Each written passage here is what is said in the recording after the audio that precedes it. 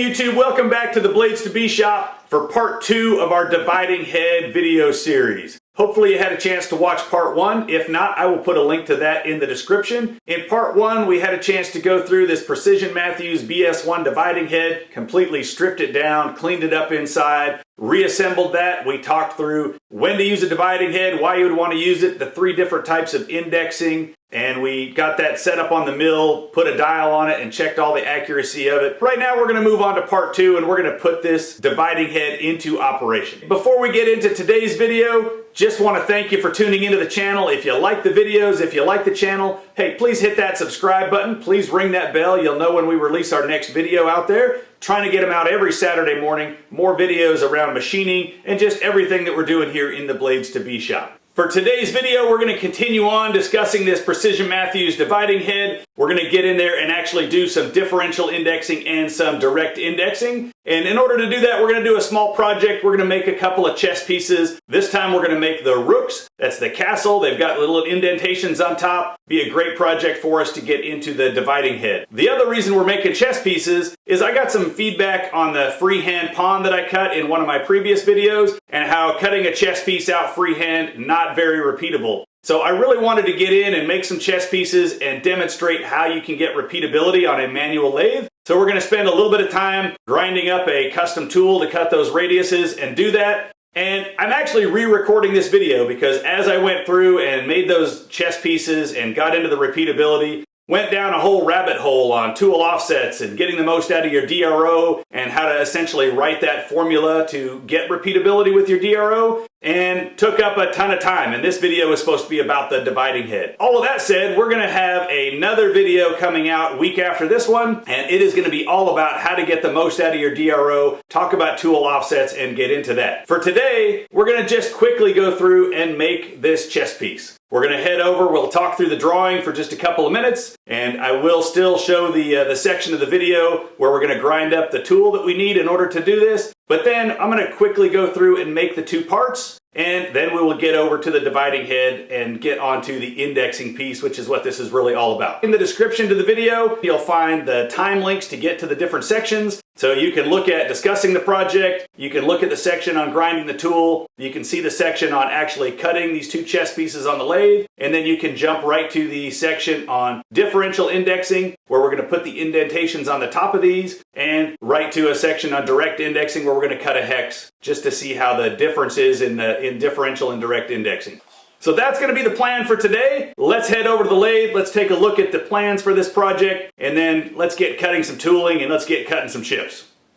So here's the project we're going to cut today on the lathe. We're going to get in there, make our 2 rooks, and then we will go over to the dividing head and cut these divisions on top. We're going to put 7 divisions, specifically pick that because that will not work for direct indexing, and then we'll cut something else to do a quick example of direct indexing once we get over there. Just making these out of some 1-inch aluminum that we have here. So we'll be able to turn that down to make our part. Don't worry about all the writing and all the words on here. I will be talking through that and going through this in a lot more detail when I put out a video on how to get the most out of your DRO and talking about tool offsets. For today, just know that this is my formula for the repeatability. Today, you're just going to see the example of repeatability. If you want to know how to write up this formula, how to do all that, tune in next Saturday morning, 7 o'clock, and you'll have all the details on how I did this and how we got there. We've already made 1 of these right here, so we're already created 1. We're going to create 2 more, so that will demonstrate that repeatability factor again. So how we're going to do this? Tried to set this up. We're going to use just our rhombic tool bit shape. That's what's going to go in here and cut this bevel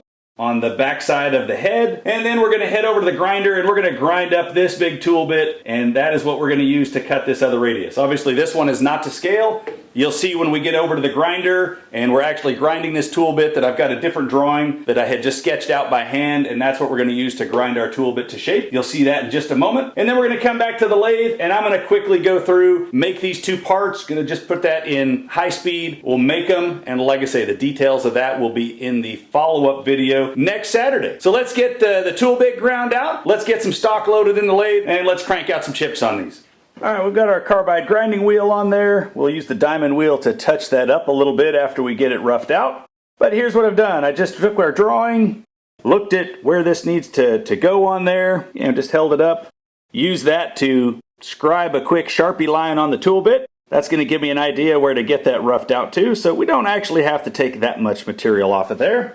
And as I'm grinding that, I want to make sure I keep angle down. I'm looking for tool relief, so it already has angle relief in there, but not so much on the carbide. The carbide's a little flat on the edge. So I want to make sure I keep that relief and keep that all the way around the radius, so that when we push in on our piece, we make sure we have some tool relief there on the backside. So let's go ahead and get this roughed out.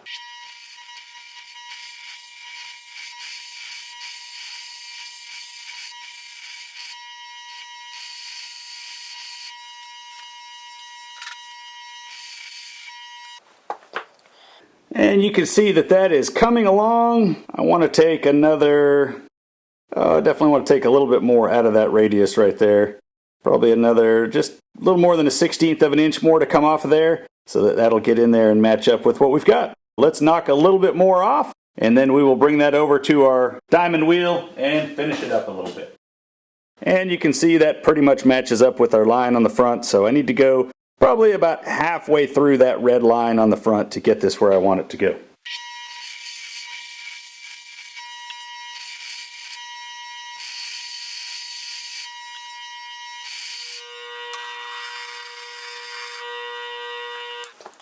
Alright, just ran over to the other grinder really quick and got rid of some of that relief off the bottom to make it a little bit easier to finish grinding this without burning up this wheel anymore.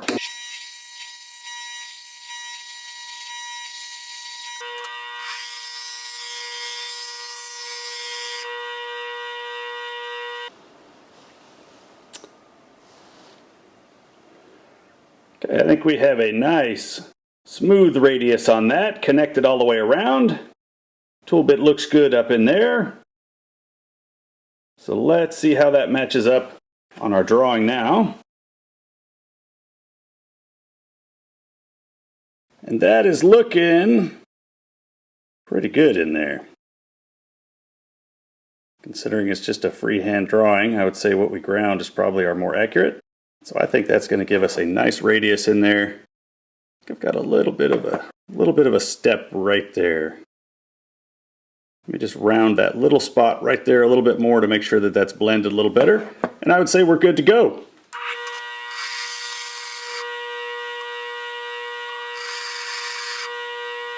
Alright, we've got our tool bit ground up. Let's get our stock in the lathe and let's get these two pieces knocked out. Again, I'll be following my formula over here on how to do that. More details on that coming up in the video next week. Till then, just sit back, watch the process happen.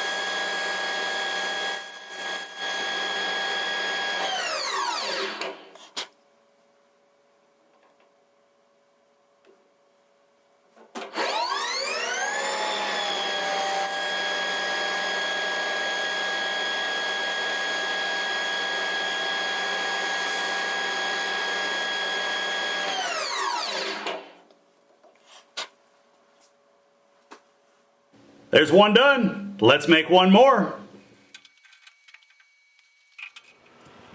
All right, I did not want to do any hacksawing. Let's get this in the saw.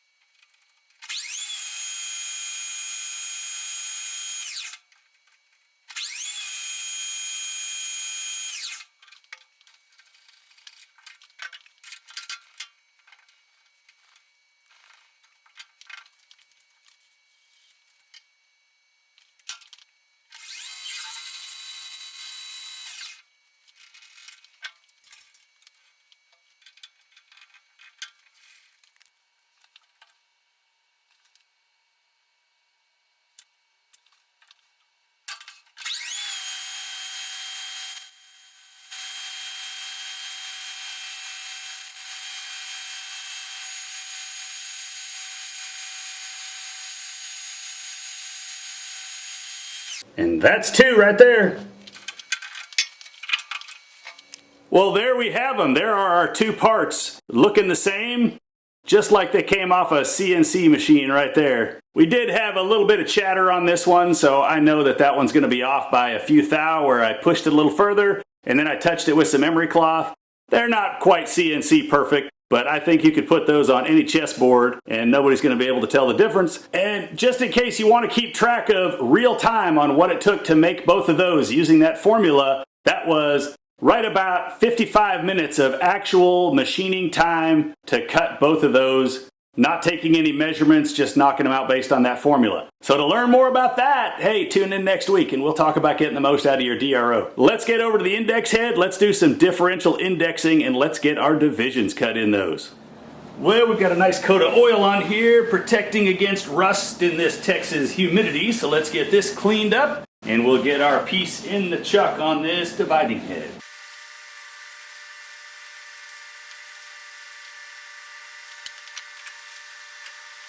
Alright, that's in there ready to go.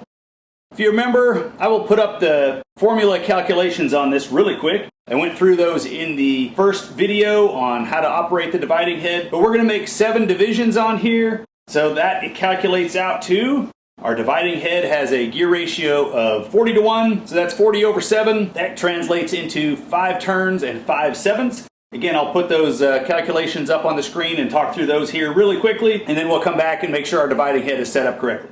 We covered this in the last video, but let's do a quick review of our calculations for these 7 divisions that we're going to cut on the end of these chess pieces. So we took a look at direct indexing. That's where we take the number of holes in that direct indexing plate divided by the number of divisions. So 24 holes divided by the 7 divisions we need to make comes out to 3.428. So direct indexing did not work for us. We did our differential indexing formula. We took the gear ratio, again that 40:1 ratio divided by our number of divisions. 7. Mathematically, that comes out to 5.7142. A little hard to get that into a fraction, but we are able to reduce 40 over 7. Again, 7 times 5, 35. You have 5 left over, leaves us with 5 over 7. That's how we came out with our differential indexing calculation of 5 turns and 5/7 of a turn. We took a look at the angular indexing formula. Just a quick review on that. First, you have to figure out the head constant. So you take the 360 degrees to go in a circle divided by the 40 turns it takes to turn our head in a circle. You come up with 9 degrees per revolution. Once you have that constant, then if you know the degrees per division, which in our case would be 360 degrees divided by 7 divisions, 51.4285. Not a very user-friendly. And this is angular indexing is something you're going to use when you're given the degrees on the drawing that you're working with. So in our case, we can still check the formula out. The degrees per division, 51.4285 over the degrees per revolution, 9. Mathematically, that does come out to 5.7142, the same as if we use the differential indexing formula, but without the ability to reduce this fraction very easily. It really leaves you with a number that myself, at least, I wouldn't be able to quickly put that into a fraction. Angular indexing in this case was not a formula that got us to a good solution, and we used differential indexing. Let's go back and put that 5 and 5/7 of a turn into practice, and let's cut the 7 divisions on these chess pieces. All right, so those were the calculations. Here we are back at our dividing head. And to get our 5 and 5/7, we're going to use this 49 hole circle out here on the outside. So I'm going to put my markers there. I've already got them set, but I'm just going to double check that they are correct. So my pin would be in this hole. So we're not going to count that one. I'm going to start here, and I should have 35 holes to get around to the other side. 1, 2, 3, 4, 5, 6, 7, 8, 9, 10, 11, 12, 13, 14, 15, 16, 17, 18, 19, 20, 21, 22, 23, 24, 25, 26, 27, 28, 29, 30, 31, 32, 33, 34, and 35. So we have our dividing head set correctly. I'm going to wind this around. Make sure I don't have any backlash. Get that locked in our first hole. We'll set that, and I'm going to lock that in place, get ready for our first cut. So we're going to use a 7/64 end mill to cut our indentations in the end of this, and we're going to go 110 thou deep on each of those indentations. Let me get our end mill loaded up in here, and then we'll be just about ready to cut.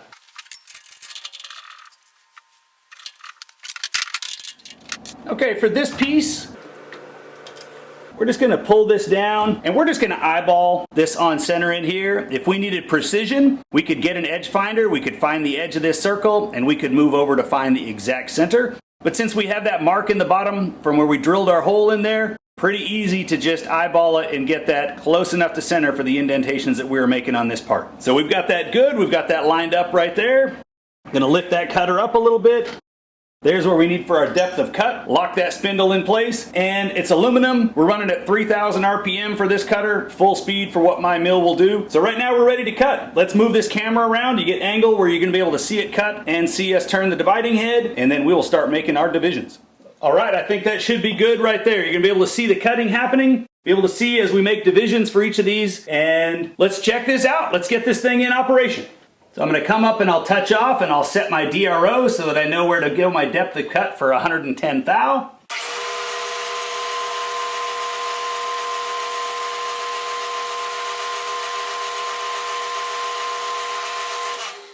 There's one. So our process here, we're going to unlock the dividing head. We're going to go around 5 turns and our 5/7.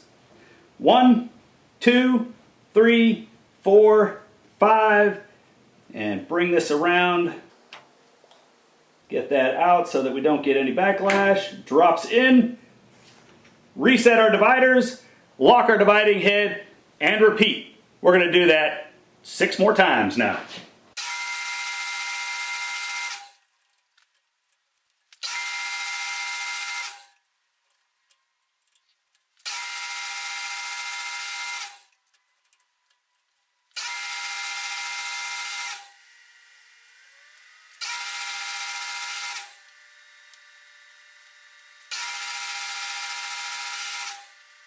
And there we go. There are our 7 divisions cut in there. Go ahead and lift that cutter up out of the way. We'll pull that out and take a look, but just as a final check, if I were to do another turn right now, another set of divisions, I would end up in that hole where I started from. So there's a good check after you finish your part, knowing that on your last set, you should finish up where you started if you were going to go back to that first notch. So it looks like we did that correctly. I'm going to unlock that. I'm going to put it back in that hole for when we start our next set of divisions.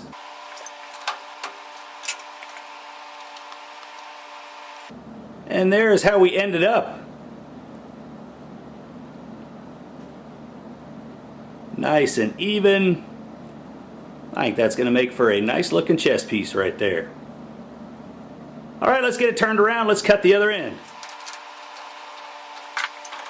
Get down to our depth. Now we need to touch off again. I didn't set the depth or anything on this, so I will need to touch off to make sure that I get my DRO zeroed out for my 110th thou depth. But otherwise, let's go ahead and knock out our divisions on this one.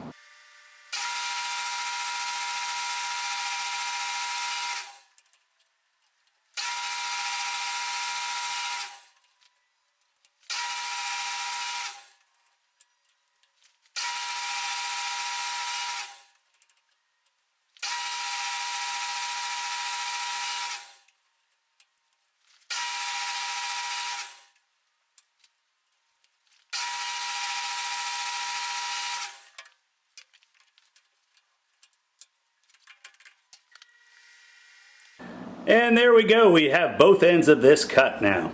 So we're ready to take this back over to the lathe and part these off and have 2 complete chest pieces ready to go. Before we do that, that was differential indexing to get our 7 using the whole plate on there. Let's knock out a quick example of direct indexing just to compare the difference and talk about that. So I'm going to turn the camera around so we can get a look at that direct indexing plate, and then we're going to index 6 spaces. So to knock out our direct indexing, just going to use a piece of 1-inch round stock here, and we're going to go ahead and cut a 3/4 inch hex on that like you were cutting a bolt head hex. So since that's 6 spaces, I will drop in the formula for what we used for that just to remind us of where we're going to come up with our divisions for 6 spaces on direct indexing. Well, we've got the formulas up for 6 divisions. Let's take a quick look at all of them, even though we're going to be using direct indexing, the top one. So again, we're cutting 6 divisions. Our direct indexing formula, the number of holes in our direct indexing plate divided by the number of divisions. We've got 24 holes in that plate divided by 6 equals 4. 4 is a nice whole number, which is what you need to use the direct indexing plate. Direct indexing is going to work for us. Remember, differential indexing, that's the gear ratio divided by the number of divisions. That would be 40 over 6, divides out to mathematically 6.666, or if you reduce the fraction, you come out with 6 2/3. So we could count 6 turns and 2/3 of a turn as well. That is going to be the distance between 4 of these holes on that direct indexing plate. 6 also calculates out to 60 degrees per division. We know that the constant for our head is 9 degrees per revolution. So that gives you degrees per division over the degrees per revolution, 60 over 9. Mathematically, 6.666 again, same as what we had up above. But in this case, you can take this fraction and reduce it as well to 6 6/9, which again comes out to 6 2/3. We really could use any one of these formulas, comes up with a nice, easy to work with set of numbers for us. But what we're going to try this time is direct indexing, where we are not going to use the whole plate. We're not going to be counting the number of turns. We're going to be pushing and dropping that direct indexing pin right into the back of that direct indexing plate. Let's head back to the mill and let's go ahead and cut our hex using direct indexing. All right, so that's the calculations for direct indexing. We're going to be using this direct indexing plate right here, and we're going to be moving that pin into place, and I will have it zoomed in to see that when we're actually doing our direct indexing and going every 4th hole around here. But first, we're going to go ahead, we have to leave this sticking out of the chuck enough that we can get our tool down there.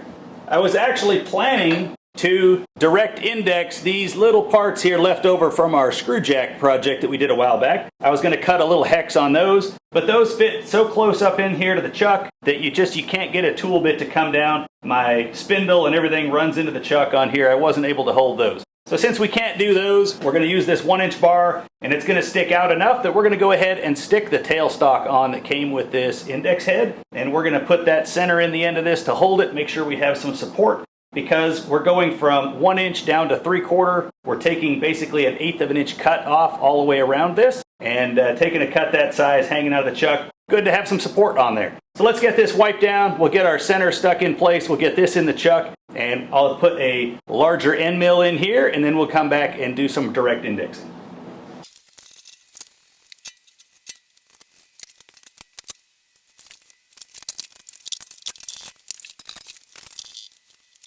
Alright, so there's our setup. Let me readjust the camera. We're still running at 3,000 RPM. We didn't change the diameter of the cutter that much, and this aluminum still able to go that fast. So let's get an angle changed a little bit. We'll be able to look at that direct indexing plate, and we will cut our 6 indexes. 125 thou depth of cut should take this 1 inch down to a 3/4 inch hex. Now remember, this time we're going by a number of holes. So let me make sure I get this no backlash, get this dropped into our first hole. There we go, we're dropped in. Now we're not going to be using the rings on here, we're not using the holes, we're just going to wind it until it drops into the 4th hole on this plate, and that's how we're going to direct index this. So let's get it wound up, we will touch off, we'll go down our 125 thou, and then we will wind this around and cut our hex.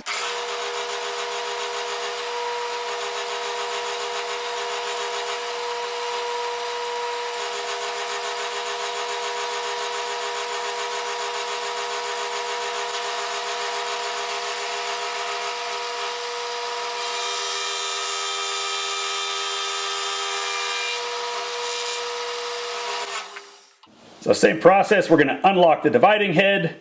Now we're going to pull that pin out, and we're going to go this 1, 2, 3. We're coming up now on this 4th hole. Start putting a little pressure and feel where that drops into place. Lock it and take our next cut.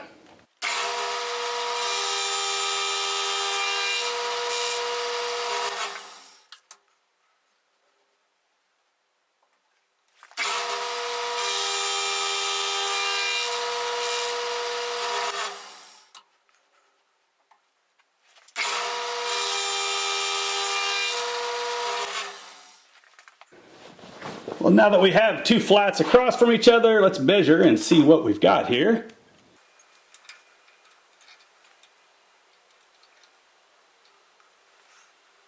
Alright, so we are at 6 under. My touch off was a little aggressive, and I didn't want to be too tight, so I actually, on my mill where it winds around, it takes off an extra thou per revolution, and I didn't really account for that. But the bigger question will be, how accurate are we all the way around, not how accurately can I choose to dial in my mill. So we'll see if they all come out 6 under. But bottom line is, a wrench is going to fit on that. We have enough grooves.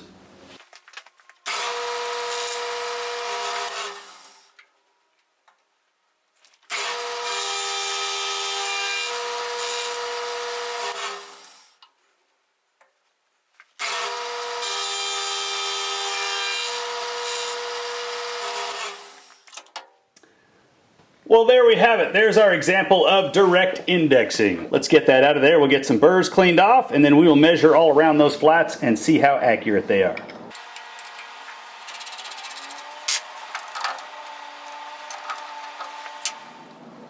Alright, we'll knock the burrs off of there. Let's see how accurate we turned out here on our hex cutting. So I'm about 9 under there, 7 thou under there, and closer to 9 under there. So I clearly set my depth wrong, so I counted wrong, but we're 9 under, 9 under,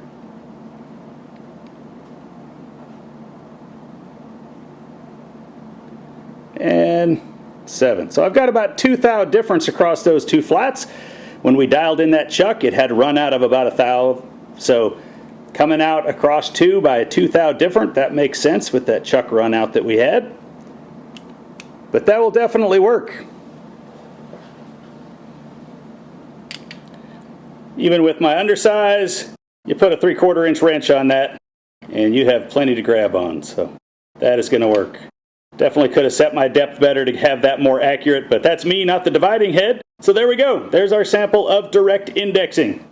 Okay, almost ready to wrap up the video, and I forgot we still need to finish off these chest pieces. We need to get these parted off and finished up out of here. So let's get that done really quick. Get that back in our lathe. Get our parting tool on there. And for these, what we want is, since I know I'm a little bit different in my width at the base from where I had a little bit of chatter, I'm actually going to set my parting tool so that it is off of the edge of that bevel that I can see right there. And that's where I'm going to move over my 1/8 of an inch. Because if I have a little bit off in here, you're not going to visually be able to see that. If I'm off on the base, you would be able to see that. So I want to make sure that I get that base a proper 1/8 of an inch wide. That's going to be the more important dimension on here. All right, we've got that set. Let's get this at about 900 should be good. Let's get these parted off.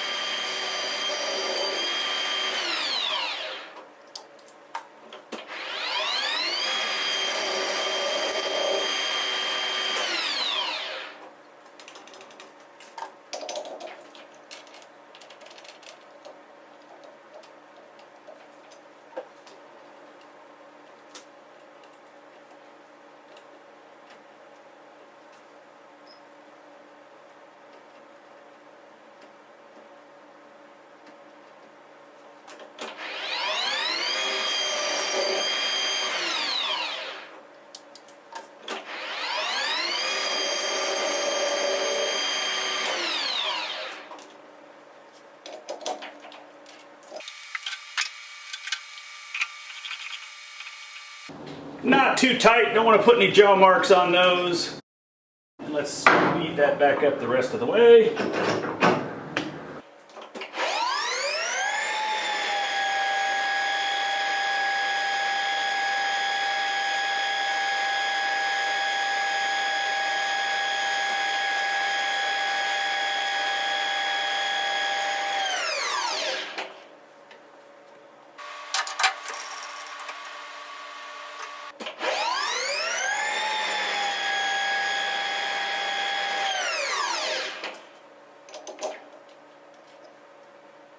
Nice, no jaw marks. So to get some repeatability on that, even as soon as I touched off on that bevel, I fed in 5 thou so that I know I can get this next one looking just the same.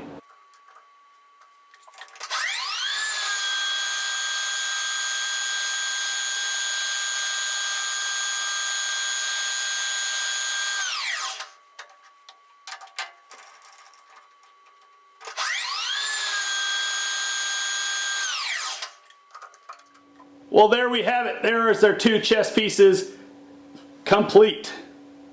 Look very much the same. We line them up this way. We definitely have our divisions lined up and matched up, which wouldn't expect anything less using a dividing head. So there's our repeatability.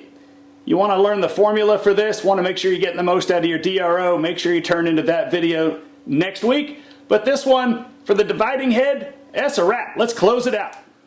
Well, YouTube, that does it for the dividing head video series. I hope you enjoyed part 2. I think we accomplished everything that we wanted to. We talked a little bit about custom tooling. We made a couple of parts. We got some repeatability out of our manual lathe. And most importantly, we got over to our dividing head and we did differential indexing. We cut 7 divisions. And we did direct indexing and we cut a hex. We cut 6 indexes on this. So we did everything that we wanted to. I hope you enjoyed it. If you like the videos, you like what you're seeing here, hit that subscribe button, ring the bell. I think you're going to want to see the next video where we really talk through the formula. We talk through how to get the most out of your DRO and get repeatability on parts. Since this video was a redo, I've actually got 4 of these chest pieces now. So that formula works. You can get repeatability out of your manual lathe, and I'm happy to share with you how to do that. Until then, I hope you're out in your shop making some chips of your own. Keep your tools sharp, keep your mind sharper, and we'll see you soon. Take care.